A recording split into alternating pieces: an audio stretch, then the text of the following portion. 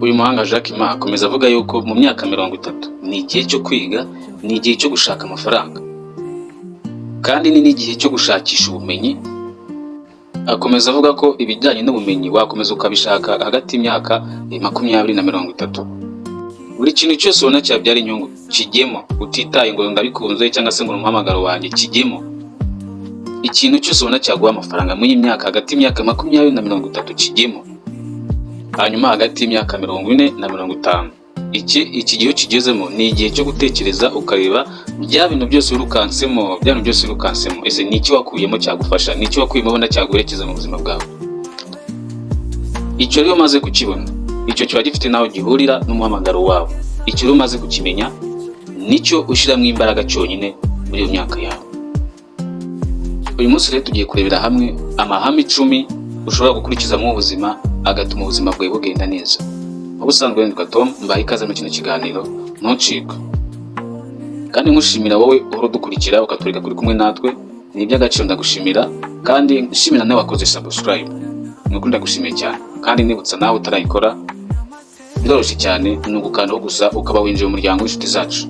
Kandi ikindi, ibiganiro byose dukoze bikazaza bigenda bikugeraho. Mbaye ikaze mu kino kiganiro. Ntucikwe n'iki kiganiro, ndagira ngo ukurikire neza ano mahame 10 y'abantu bahanga bagiye bavugaho, amahame 10 twakurikiza mu buzima agatuma ubuzima bwacu bugenda neza, agatuma tutagira kwicuza ko muri ubuzima. Ntucikwe n'iki kiganiro.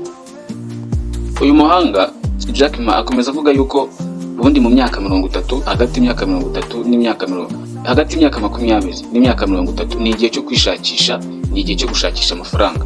Noneho wagera mu myaka 40, hagati y'imyaka 40 na 50 ni igihe cyo gukira. Ubundi umuntu ageze mu myaka 40 nicyo gihe cyo gukira, kuko umuntu aba amaze gufata umurongo w'ibintu noneho akora.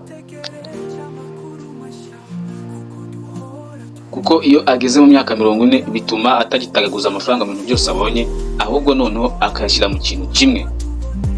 Akomeza avuga ko iyo umuntu arengeje imyaka 40 aba akwiye kumera nk'umuntu mushya uvutse bundi bushya. Ubundi kirazira kugira imyaka 40 utaramenya intego yawe cyangwa se utarishakisha ngo umenye ikintu kikubereye. Iyo witwaye neza mu mibereho yawe cyangwa se wagerageza imibereho yawe ugera mu myaka 40 ufite intego cyangwa se ufite intumbero. Ibintu byose byo tugiye kurebera hamwe muri ibi bintu muri kino gitabo cy'umuhanga Jack Ma. Imyaka 40 nicyo gihe uba umaze gufatisha ubuzima, nicyo gihe umuntu aba azi icyo gukora, abazi neza ikintu akwiye kwibandaho, abari inararibonye, mbese abazi ibintu byinshi, abarabonye ibintu byinshi. Mbese iri shuri ry'ubuzima riba ryaramwigishije ibintu byinshi. Ibijyanye n'akazi uba umaze kubishyira ku murongo, ibijyanye n'urugo nabyo uba umaze kubishyira ku murongo. Ibintu bijyanye no guhuzagurika ntabwo ukibifite iyo wakoresheje igihe cyawe neza muri ya myaka yawe hagati ya 20 na 30. Iyo ugeze muri icyo gihe rero ibintu byo guhuzagurika ntabwo babikikurimo, kubera ko mu myaka 40 uba warafashe umwanzuro, ubuzi inshuti nyashuti zarizo, ubuzi abantu b'ingirakamaro mu buzima bwawe. Mbese umuntu utarubanye mu buzima bwawe uwo nguwo yikura mu buzima bwawe, usigarana n'inshuti nyashuti, niba ari uko nabivuga, kubera ko uba waragiye wiga ibintu byinshi bigiye bitandukanye. Gusanga ko mu myaka 40 rero ariho umuntu abenshi mu myaka 40 niho abantu batangira kubona amafaranga, niho abantu batangira gukira, nubwo abantu batangira gukora ibikorwa byabo biremereye bibafitiye amafaranga. Urebye imyaka 40 niyo umuntu ayigezemo, ni imyaka y'umugisha, ni imyaka yo kubonamo ibyo waruhiye, kubera ko uba utakita ku byo abantu bavuga, ku byo bakuvugaho. Kubera ko iyo uri muri y'imyaka 20 uba uhangayikishijwe n'ibyo abantu bakuvugaho. Hanyuma waba uri munsi y'imyaka 40 ugahangayikishwa n'ibyo abantu bagutekerezaho. Ariko uri munsi y'imyaka 60 ibyo byose uba warabirenze, uba wararenze kuba wahangayikishwa n'ibyo abantu bagutekerezaho. Rero iyi myaka 40 ni imyaka ikomeye cyane, kubera ko iyo umuntu ayigezemo ni igihe atangira gutekereza ku bukurebwe, ni igihe umuntu atangira gutekereza ku misazire ye. Iki nicyo gihe umuntu atangira gutegura imisazire yageze kuri imyaka 40, kubera ko amasaziro meza araharanirwa ntago yizana. Ihame rya mbere rero turi kubona urengeje imyaka 40, ihame rya mbere ukwiye kugenderaho muri buno buzima, ihame rya mbere ni ugutsinda irari rijyanye n'imibonano mpuzabitsina. ubundi ryaba ari ikosa kugera mu myaka 40 utarashaka umugore, kiritse ubaye waragiye mu bigo by'abihaye Imana, kuko bariya bo nicyo kintu baba barahisemo. Ariko mu gihe uri umuntu usanzwe utavuga ngo uzajya kwiha Imana cyangwa iki, kirazira ubundi kugeza mu myaka 40 utarashaka umugore, aricyo bita gutsindira ari. Abashakashatsi ndetse n'impuguke mu by'ubuzima bagaragaza yuko atari byiza kuba wagira imyaka 40 utarashaka uwo mugomba kubana. Kandi binagaragara yuko iyo ushatse munsi y'imyaka 40 bituma ubyara hakiri kare, bigatuma uzagira mu myaka 60 ufite abana bakuru. Ubundi byakabaye byiza kugira ngo ube ufite imyaka 60, ni byiza kwigira niba Imana yaguhaye umugisha wo kugira abana, ni byiza kwigira nta mwana ugifite ukiga, ku buryo ugira imyaka 60 abana bawe bose bararangije kwiga ntawe ukirwana n'amashuri ngaho zahe na hehe, ukagira imyaka 60 ibijyanye n'amashuri y'abana ibyo byaragiye uruhande rumwe. Rero bakomeza bavuga yuko gushaka mbere y'imyaka 40 bishobora ko wazaga imyaka 60 ufite umwana w'imyaka muri za 18 cyangwa se 20. Bityo rero bigatuma ugera igihe cyo gusaza cyangwa se cy'ubusaza bwawe utakiri mukoreshwa n'amashuri y'abana. Ihame rero rya kabiri bavuga ko niba ugejeje imyaka 40 hagarika kubaho ubuzima bwo kwijijisha. Bagaragaza ko ubuzima bwo kwijijisha cyangwa se bwo kugenda ngo batande uko ntari, ibingibi bagaragaza ko wabikora mbere y'imyaka 40. Ariko nugera mu myaka 40 tangira uriho ubuzima bw'ukuri. Niba ikintu utagishaka nyine ntago ugishaka, niba ikintu wumva kitakurimo nyine ubwo ntago kikurimo, bikakujijisha wikiyoberanya. Kandi nanone niba ikintu wumva utagishaka ubwo nyine ntugishaka, niba wumva ikintu utagikunda ubwo nyine ntugikunda, wijya kujijisha kandi ikintu wumva kitakurimo. Kubera ko imyaka 40 ntago ari igihe cyo kwijijisha, nta nubwo ari igihe cyo kujya mu bintu bidafite icyo bimariye ubuzima bwawe. Ni igihe cyo gukora ibintu biri ku murongo. Iyo uri muri imyaka 40 ubu ntago ukora ibintu kugira ngo unezeze abantu, ahubwo ukora ibintu wumva uhamanya n'umutima nama wawe. Ruwanya yo kurushaho mu gihe ugeze muri imyaka 40. Irindi hame rya gatatu, tangira ukunda ibintu by'umwimerere. Wirinde ibintu byinshi byagutera kugira ubuzima bubi, wirinde kurya ibintu byinshi bivuye mu nganda, harimo uburozi muri za laboratoire, mbese wirinde ibintu byakorewe mu nganda. Kubera ko impamvu ibyo kurya byakorewe mu nganda batari byiza, haba hagiye hongerwamo imiti ituma bidasaza. Iyo miti ntabwo ari nziza cyane cyane ku muntu rero ugeze mu myaka 40, agomba kubyitwararika cyane. Kandi nanone ukagenda ugabanya n'ibintu by'ibisindisha cyane, kubera ko ibyo byose umubiri w'umuntu uri munsi y'imyaka 40 ushobora kubyihanganira. Ariko umuntu uri mu myaka 40, umuntu urimo witegura, umuntu urimo ukura, icyo gihe bisaba umubiri w'umuntu ugeze imyaka 40 ntago ubasha kwihanganira ibyo bintu. Ubundi bagaragaza yuko 1/2 cy'ubuzima bw'umuntu akimara yiga, hanyuma ikindi gice nacyo gisigaye ibyo yize bikaba ari byo bimubeshaho. Kubera ko mbere y'imyaka 40 ikintu wiga ni ubumenyi, hanyuma nyuma y'imyaka 40 bwa bumenyi wize noneho bukagutunga cyangwa se bukakubeshaho. Ni ukuvuga ko mbere y'imyaka 40 wubaka ubumenyi, hanyuma nyuma y'imyaka 40 bwa bumenyi wubatse nawe bukakubaka. Irindi hame rero usanga muri buno bushakashatsi bw'abantu bahanga ni uko byibura iga ikintu gishya niyo byaba rimwe mu mwaka. Utembere, niba ari kujya kureba ibyanya nyaburanga byiza, utembere ugera ahantu heza, uve imbere ya televiziyo, ureke telefone, ugere ahantu heza cyane, bityo bizagufasha ugeze muri imyaka. Kubera ko no kwirirwa imbere ya televiziyo cyangwa se imbere ya telefone, ibi nabyo bigenda hari ukuntu bigenda bitwangiza mu gahoro. Ariko niba ugeze muri imyaka bigendere kure, uhure nabyo gake. Niba rero ugeze muri imyaka biragusaba ko byibura uzajya wiga ikintu gishya buri mwaka. Ubushakashatsi bwa Harvard Medical bugaragaza ko kwiga ikintu gishya muri iyi myaka ni ibintu byiza cyane kandi bifasha ubuzima bwawe. Ubushakashatsi bwakorewe muri Harvard bwagaragaje yuko guhora imbere ya televiziyo cyangwa se mu matelefone bigira ingaruka ku bantu bageze muri iyi myaka y'ubukure, imyaka 40. Harimo n'izi indwara z'umutima za diabete. Ikindi kandi n'urumuri rwa muri telefone ntabwo ruba rwiza. Kandi banagaragaje ko guhora imbere ya mashini hari indwara bitera mu mutwe, indwara y'ubwonko. Niyo mpamvu rero bagaragaza yuko uri muri iyi myaka ni byiza kugendera gake cyangwa se guhorana gake bishoboka na bino byuma by'ikoranabuhanga mu gihe ugeze muri iyi myaka. Ihame rero rya 5, ita ku rurimi rw'umubiri wawe cyangwa se wumve icyo umubiri wawe ugusaba, wumve icyo umubiri wawe uvuga, umenye ururimi rw'umubiri wawe. Kubera ko mu myaka 40 ni igihe cyo kuba ufite amafaranga, cyo kubona amafaranga, ni igihe abenshi babona akazi, ni igihe abenshi baba gukora business zigiye zitandukanye. Ni abantu benshi bakabyinzuzi batakabije bakiri batoya. Nono yagera muri imyaka 40 amaze kurenza imyaka 40 ugasanga ubwe ari yibagiwe. Kubera ko ni igihe cyo gukora, ni igihe cyo kugira amafaranga, ugasanga rero umuntu ari gukora cyane akiyibagirwa. Kubera ko kenshi ku myaka 40 nimba ari business umaze gufatisha, nimba ari akazi nabyo umaze gufatisha. Kubera ko ku myaka 40 ku muntu wakoresheje igihe cye neza ni igihe cyo kubona ibyo yaruhiye cyangwa se ibyo yaharaniye. Rero hari igihe umuntu ahugira muri ibyo akiyibagirwa, ubwe akiyibagirwa. Nayo mpamvu rero bakubwira bati ita ku rurimi rw'umubiri. Niba umubiri wumvise unaniwe, ruhuka kuko nyine urananiwe. Ikindi kandi gerageza usinzire bihagije, kuko umuntu ugeze muri iyi myaka aba bikeneye cyane.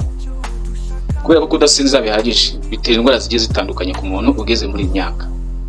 Harimo umubyibuho ukabije, umuvuduko w'amaraso, gusaza imburagihe n'ibindi bigiye bitandukanye. Nanone kandi nimba umubiri wumvise ushonje ukumva gusaba icyo kurya, genda urye kuko nyine urabikeneye. Wibikereza nkaho uri muri ya myaka y'ubutoya. Ikindi kandi nimba wumva ujagaraye muri ukumva umubiri ntabwo utuje urajagaraye, gerageza uruhure umubiri, uruhuke. Kandi nimba wumva umubiri cyangwa se ukabona umubiri hari utumenyetso cyo kugaragaza, ugaragaje nk'akamenyetso k'uburwayi runaka, wigakerenza, nyarukira kwivuza. Kubera ko abantu benshi bibuka kwivuza indwara amazi yararenze inkombe, byararenze igaruriro. Ushobora no gufata agapapuro ukandika ahantu ugiye ubabara hose, ku buryo nugera imbere ya muganga utagira ahantu uri busige hose ubashe kuhibuka. Icyo gihe rero abantu benshi nubwo baba bari mu kazi, bari muri business zigiye zitandukanye, ugasanga ari imirimo bafite ntago ibarekura ngo bashe kwita ku buzima bwabo neza. Ariko nimba umubiri wumvise ari ikimenyetso ukugaragarije, wikirengagiza ahubwo cyiteho. Ni nayo mpamvu abantu benshi bagira ugasongera uko ubukire bwabo butakibashije kubanezeza. Kubera ko yatangiye kubona uburyo kuri amafaranga, agatangira kwinjira muri business ariyibagirwa. Akayakorera cyane rwose, ariko akayakorera ari magenda apfa gahoro gahoro. Rero niyo mpamvu bavuga yuko muri imyaka 40 aribwo uba ugomba kwita ku mubiri wawe cyane, kubera ko nicyo gihe umubiri ukeneye no kubona intungamubiri z'inyongera kurushaho. Kubera ko abantu benshi bakorera amafaranga, ariko ikibabaje bakava mu gukora amafaranga berekeza mu bitaro. Kandi se ushobora no gushaka umuhanga mu by'imirire akajya gufasha, bityo ubuzima bwawe bukabasha kugenda neza. Ihame rero rya 6 ugomba kuzirikana mu gihe ugeze mu myaka 40, gena amasaha ugomba guharira ubuzima bwawe by'umwihariko. Kubera ko muri myaka 40 inshingano ziba ari nyinshi, akazi kaba kagukeneye, mu rugo baba bagukeneye. Rero ari igihe uhugira muri izo nshingano zose warangiza ukiyibagirwa. Rero mu rwego rwo kugira ngo ukemure icyo kibazo, ushobora kuvuga uti, wenda se ushobora no kuzinduka ukavuga uti ngomba gukora cyangwa se ngomba gushaka amasaha yanjye nanjye ubwanjye yo kwitaho. Ushobora kubyuka kare ukajya nko mu gasiporo, ubundi se ushobora gufata akanya ukitekerezaho, cyangwa se ushobora kuba wasenga, cyangwa se ugashaka ikindi kintu cyose cyagufasha muri ako kanya kwihugiraho cyangwa se kwiyitaho kurusha uko yandi masaha uri kwita ku bandi. Muri kano kanya ugomba gukora ibintu bigiye bitandukanye, ugakora nk'ibintu ukunda, washushanya se, waririmba se, mbese ugakuramo ibintu bituma nawe ubwawe wiyitaho ukumva ko wigarutseho. Kubera ko ibi bituma bikurinda indwara z'izabukuru, hari ibintu byo kwibagirwa, gususumira, ibintu nk'ibyo. Rero iyo ufashe kano kanya ukajya ukihereza nawe ukakiha, bituma ubuzima bwawe bugenda neza kandi bigatuma intekerezo zawe zihora zimeze neza. Hanyuma irindi hame rya 7 nk'uko bano bahanga bakomeza babigaragaza, tangira ugira uruhare rw'umutekano mu bijyanye n'ibyo waruhiye cyangwa se mu bijyanye n'umutungo wawe. Icyo bishaka kuvuga ni ukugerageza kudakorera muri mayinazi, ngaruko nabyita. Wirinde gukorera mu madeni. Bakomeza bavuga yuko hejuru y'imyaka 40 irinde ikintu cyatuma uhora ukorera mu madeni. Ideni ry'imyaka rero ntabwo ari ryiza. Nk'uko abashakashatsi bigaragaza, ideni ry'imyaka ishobora gushakisha nabi cyangwa se rikanakwicira ubwaryo. Ukigira muri iyi myaka, tangira wige kubaho mu buzima butagira ideni, butarangwamo amadeni. Abantu benshi rero usanga kubera ko iyo bageze muri imyaka 40 aribwo baba bari kwegera kubona amafaranga, usanga aribwo ahubwo bari kwaka amadeni kurushaho. Aya madeni rero usanga abantu abashagishije imburagihe, cyangwa se ugasanga abaye umucakara w'ayo madeni cyangwa se wo gushakisha kuyakishyura ayo madeni. Bigushobokeye rero, ideni ryo muri iyi myaka ntabwo ari ryiza. Bigushobokeye warigendera kure. Gusa mu gihe utaragira muri iyi myaka, wakitegura kugira ngo iki gihe nikigera uzabe wariteguye uzagwe muri umutego w'amadeni ugejeje muri iyi myaka. Kugira ngo rero wirinde kugwa mu mutego w'amadeni ugeze muri iyi myaka, iga gushora mu mishinga ibyara inyungu mu gihe ukiri muto utarageza muri imyaka 40. Rinda amafaranga yawe mu gihe ukiri muto. Iga kuzigama. Ushobora kuva mu kazi wanga ugatangira gutekereza ukuntu wakikorera, ugatangira kwiga uburyo ki wacunga umutekano w'ubushobozi bwawe ufite. Kandi kizabikubwira ko birimo neza niko ibyo usohora biri munsi y'ibyo winjiza. Niba ibyo winjiza ari byinshi kurusha ibyo usohora, icyo gihe uba watangiye kumenya neza gucunga umutekano ujyanye n'amafaranga yawe. Rekeraho kuba umucakara w'akazi, ahubwo nawe ushakisha uburyo ki wakikorera, kubera ko akazi ko isaha iyo ari yo yose gashobora guhagarara. Wenda bakwirukana, umukoresha wawe se yahindura akazi, cyangwa se wahura n'ikibazo mu buzima se. Rero ni ngombwa gushakisha uburyo ki ugomba gushaka uko wikorera muri iyi myaka. Ikintu rero cya 8 abahanga bari kugaragaza, ihame rya 8 ugomba kwitaho mu gihe ugeze muri iyi myaka irenga muri za 60. Itabire ibikorwa bimwe na bimwe bigiye bitandukanye byo gukorera bushake. Nk'uko kandi abahanga bavuga yuko iyo ushaka kwishima mu isaha imwe, fata akaruhuko k'iminota 15. Kandi bakanavuga ko nimba wumva ushaka kwishima umunsi wose, jya kuroba. Kubera ko kuroba kurakura umuntu aroba akina n'ifi, bituma wumva muri hari ukuntu wishimye mukunda. Rero kuroba uramutse ubikoze rimwe ku munsi byagufasha, byaguha ibyishimo nimba ufite aho warobera.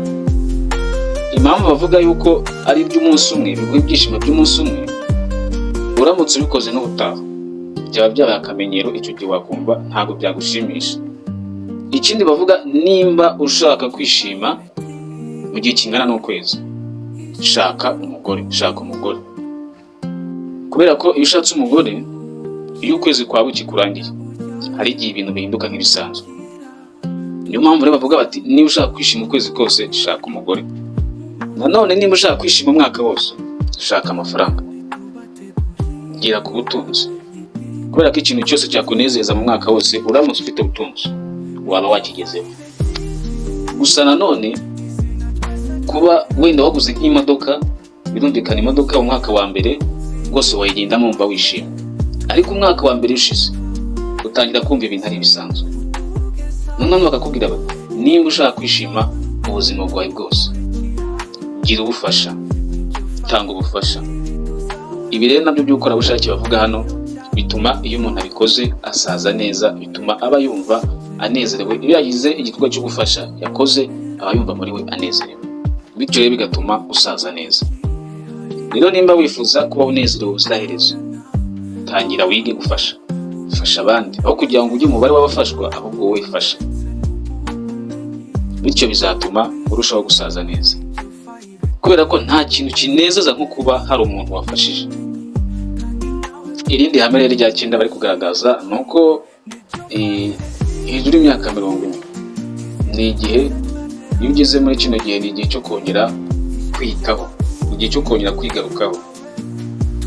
Birumvikana niba uri nk'umudamu se warabyaye, igihe cyarageze, igihe kirageze ngo wongere wiyiteho, wongere usubire kuri top, wongere ugende wiyiteho, usubire muri salo wigire neza. Niba uri umugabo wongere wambare neza nk'uko wambaraga mu myaka yawe ukiri muto, wongere ku buryo niwireba ubona wikunze kurushaho. Tangira wite ku bijyanye n'imyambarire yawe, wite ku myambarire wakundaga, wongere udodeshe imyambaro myiza, uyambara uberwe, kubera ko muri kino gihe ni igihe kiba ari igihe umuntu abagezemo cyuko icyizere kiba kugenda kiyoyoka. Rero iyo utangiye kugenda witaho, bityo bituma wongera kumva muri wowe wigiriyemo icyizere. Ibyo rero bikagufasha gusaza neza, kubera ko nimba hari imyaka yo kwigunga, nimba ari imyaka stress, akenshi usanga ari imyaka umuntu abagezemo muri za 40. Rero iyo urushaho kwitaho, ugashakira ikintu cyatuma ugaragara neza, ku buryo niwireba wumva wikunze, bizagufasha kubaho neza mu buzima bwawe. Kubera ko muri myaka 40 ni imyaka y'umunabi, yo kugira umunabi. Nubona umuntu afite umunabi muri myaka, uzamenye ko ari igihe ki, ni igihe arimo cy'iyo myaka. Ikintu cyose gituma wumva ubihiwe cyangwa se umva utamerewe neza, ukigizayo abantu babi ukabavana mu buzima bwawe. Abantu b'abacantege, igihe cyiza cyo kwirukana rero ni muri myaka 40. Iyegereza abantu batuma ubuzima bugenda neza, abantu batuma ubuzima buryoha kurushaho, babandi bakwiyumvamo. Rero gira igihe cyo kwitekerezaho, wiyiteho, nta stress ikenewe muri iyi myaka. Irindi hame rero rya 10 rigaragara, nubwo twagiye turigarukamo gake, ariko ubundi ihame rya 10 bari kugaragaza ni ukwimika umuco wo kwitekerezaho. Ukitekerezaho, ukamenya ibyo urimo, ukamenya n'ibiri gukora. Kandi ubushakashatsi bugaragaza ko mwene muntu aburira mu ntekerezo ku kigero cya 47%.